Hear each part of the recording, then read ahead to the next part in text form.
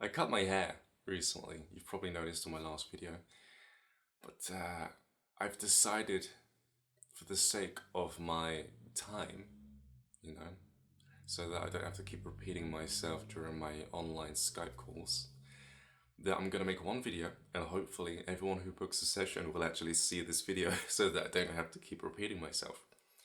You see, you'll probably know by now that I can feel consciousness. Another way of looking at this exchange of energy is an empath, somebody being an empathic person. Some people can call me high-level empath.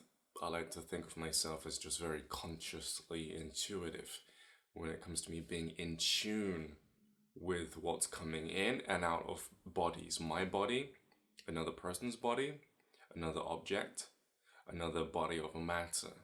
The information exchange between me and other things and me. Okay? The reason as to why I'm saying this is because it's very important when it comes to my reasoning behind my snip. Whilst I was in Florida, me and a friend let somebody else make food for us.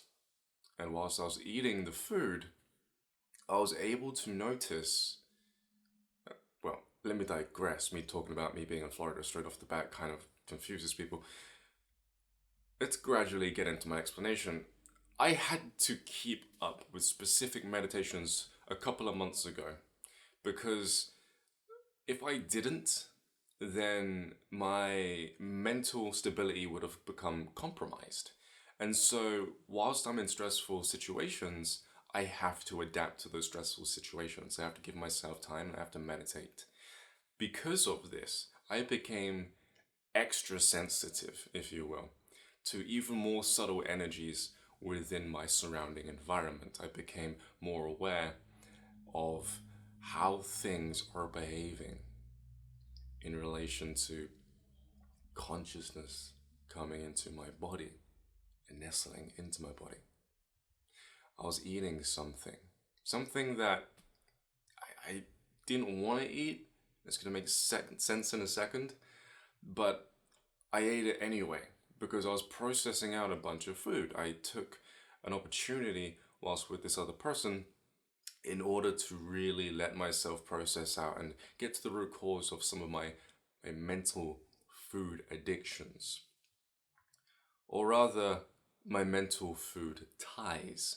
They weren't addictions because they did not dictate my actions. They were simply around me and I chose to indulge in said food in order to discover deeper aspects of my subconscious mind. It's a rare opportunity for me to be in those places because when I'm by myself, those foods aren't around, because again, those mental kind of thoughts don't dictate my shopping options. And so I take this opportunity and I'm sat there and I'm eating a vegan version of garlic bread. And as I'm eating this vegan version of garlic bread, I'm noticing that there's this thought form inside my body that loves the garlic bread. Upon further observation, I notice that the thought form does not feel like me. It actually feels like my mum. Here's what happened. When I was a child, my mum would make me food. She would really love the food, the garlic bread, the garlic, the bread, anything dealing with, well, her home cooking. She put a lot of love into it, along with other problems, insecurities, issues, marital issues, a lot of family dynamic, household issues. She put everything into that without really realizing. And through this gateway of my mouth, I ate the food and I misinterpreted her love for garlic bread as my own. And as I noticed that, I was like, oh wait, this is my mum's love, my mum's intention for the food.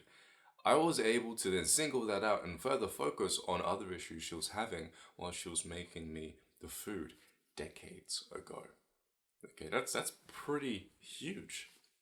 And so that spurred up an awakening with this aspect of consciousness exchange. Okay. And then then we decided to go to a vegan restaurant. And the vegan restaurant, everyone's looking at me. I'm like super hyper aware. I'm feeling everyone else's thoughts. This guy's got a thing with me where he thinks I'm gonna talk to this girl that he likes, and he's like wary, and he's always like that with newcomers that come in. And I'm able to sense everything that's going on, and everyone's watching me, and it's very uncomfortable. And so they then make us food. We then go to eat some of the food before throwing it away because it doesn't agree with us. And the food, I couldn't eat most of it because I could feel the chef's intentions within the food. I could feel how they didn't really want to make the food. I could feel how they wanted to leave the restaurant and go home, and how they've been wanting to do that for a long time because they're not quite happy at their job. And so at that point, I made a choice to stop getting people to making me food. I wanted to stop them completely. Like, no longer will I have people make me something to eat because I could feel too much in the food. And so, coming back home after the trip, I found myself being confronted with a suicide of someone that was very, very close to me. And she had taken her life, and there was some stress around that. You know, how should I act? How should I feel? Should I even feel some kind of way? I found my brain trying to make myself upset because naturally I wasn't upset, and so it was using things within our past relationship in order to use as a trigger for me to be in some kind of other emotional state other than happy or content. And that put a certain amount of stress on me, you know, dealing with that. And then I had to go to my hometown because my mom was having a wedding. Some people knew about it, you know, her passing, and they invited me to where she was buried, and I had to deal with that situation, her family, and, you know, that on top of my hometown being quite a negative place. You can't really walk around without somebody staring at you, and they won't stop looking at you until you're out of their line of sight. Everyone wants to attack everyone. It's this really weird alpha mentality going on there. It's horrible. No one is happy. Everyone is complaining about their situations instead of doing something about their current circumstance. And it dragged me down. It dragged me down quite a lot whilst I was there before an event, you know, within my hometown. And the household itself, me being so sensitive, I felt as if the household was literally alive because I could sense my thoughts and everyone else's thoughts throughout the decades that we have lived in my childhood home just leak out of the walls and into my being and into everyone else, and it was making people angry, upset, agitated. For those of you who don't know, I was raised in quite a violent domestic household, and where a lot of things happened. And before then, there were supposedly drug addicts that lived in the house. They would use it as a council house for, well, basically a drug den. And not many nice things happened there. My twin brother actually saw a dead guy hanging one morning while sleeping in the living room. He woke up and just saw this guy just hanging there staring at him. So a lot of weird stuff happened in my family house. So I say this to say the fact that being there was stressful. Everything came up. All their energy came up. I'm in this weird state where I'm trying my hardest not to let the energy influence my speech patterns, dictate my thought process, and how I treat other people, how I respond to other people, predicated upon how I'm feeling, which isn't my feelings. They're coming from the floor and the ground. Everything around me is leaking inside my body, and I'm stressing out, okay? I then have to go and attend a wedding, my mum's wedding. My family, there are parts of them I love, and there are parts of them that are just so twisted and messed up. Everyone likes to take the mick out of everyone else. That's how they communicate with each other. They laugh by, well, making fun, making light out of other people's hardships. That is my family, that I'm sure is other people's families, and that is something that I do not appreciate and that I do not endorse. And so the entire time I had to sit there and keep a straight face and express my concern for their behavior every time they would say something so harsh so disrespectful about another family member to my face. They would watch and wait for me to laugh, and I said, no, that's not funny. And after a while, I got sick and tired of saying that, so I had to remove myself from the situation and have some space. I was the photographer at the wedding, and that stressed me out because they wanted really nice, realistic photos. My mum and her husband. Everyone else wanted the traditional wedding photos, and that's not why I was there. That's not why I was there, and that bothered me quite a bit because I'm being pulled to being natural and genuine with my work, and I'm being also pulled into this very structured societal way of photography. I come back home and I realize that all of the ties, all of the bubbles that I've let myself become involved with within my waking life recently, within the past few years, have really took its toll on me. And so I decided just to have a huge break and just to push those things away and fully let go, just to breathe. And as I'm sat there, I'm noticing the fact that whilst I was at my mum's house, for a whole week I wanted to cut my hair. And, I was kind of debating it even whilst I was in Florida. And so the first thing I noticed, a week after coming back from my mum's, was the fact that the longer I grew out my hair, the more people thought that they had a right to say whether or not I had the choice to cut my own hair.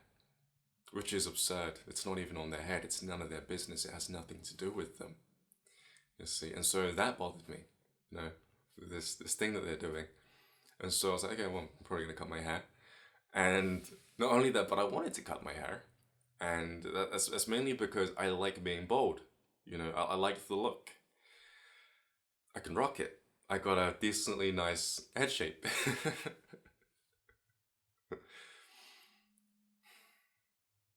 But thirdly, I had this pull to just cut it all off. And last year when I cut my hair, I had the pull to do it too, and I felt great when I did it, and I didn't know why up until last week when I actually did the snip. I cut it all off, and I noticed that as I'm cutting the hair off, I'm feeling lighter. I'm feeling more free energetically. And then once it's all off, I'm looking in the mirror and I can sense that all of the struggle, all of the conflict from me just trying to be myself and having resistance being thrust upon me by people around me, all of that felt like it was missing. And then when I looked down at the pile of hair, I could literally sense which part of the hair held which emotions, not just from myself, but from other people during those times of hardships. It was like how I was able to sense negativity within the bucket whilst I was vomiting on the spiritual medicine, the plant medicine, ayahuasca. Whenever I'd take ayahuasca, I would throw up all of the negativity after seeing traumas. And whilst looking into the bucket, I could actually feel and hear and see negative things inside that bucket. Same thing with the hair. Not only that, but I also saw where I gave my hair a lot of love. And I love those aspects of hair. They look the cleanest, they look the nicest, they look the most curliest, they look so brown, because my hair is brown. It's just a very dark chocolatey brown. When it's low cut, you won't notice. You'll think it's black, but it's not. There's no such thing as black hair. Coming from a guy who's been raised by two hairdressers, my mum and my dad, very professional, they had their own shop and everything. Okay, they still do it to this day when they can. They're getting a little old now. There's no such thing as black hair, not unless it's been dyed. They've changed the pigment. And so I say all this to say that at first I wanted it to be a choice. But now I'm starting to see that given, this current stage in my life, who I'm tied to, or who I let myself be tied to, it's just not practical for me to grow out my hair to the extent where I wanted to grow it out to. Another reason as to why I always wanted to grow out my hair was because there was this deep knowing that I'd always had long hair, and whilst being on ayahuasca, I saw one of my past lives where I had really long hair. And conveniently enough, that was one of the past lives where I looked the most like I do now. The most like me. And so it's not practical for me right now to grow my hair without feeling a whole bunch of other stuff. I'm too sensitive. It's no longer a choice of the matter. I listened to Philosophy Step. And this is going to make sense in a sec, because whilst I was listening to Philosophy Step in the bathroom whilst taking a shower, I came upon a part of, I think it was Alan Watts's speech, it might have been Terence McKenna, where he talks about how Buddhists will shave their eyebrows and their hair in order to release all of the karma, all of the negative energy that they have accumulated within one's life. Karma meaning the energy that has come about due to cause and effect.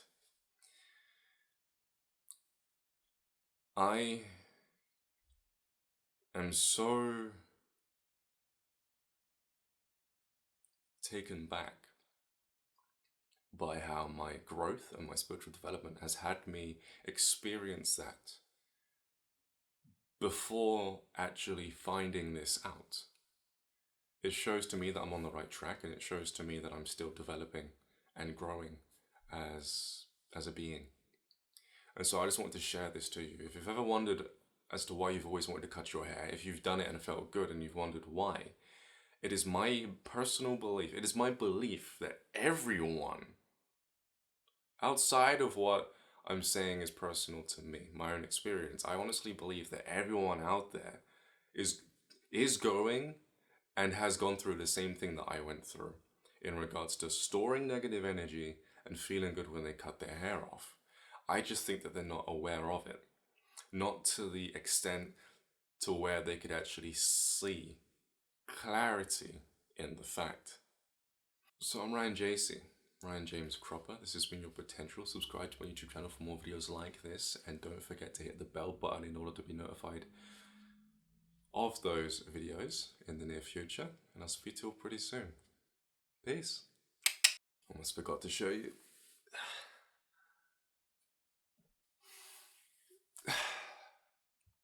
Feels good.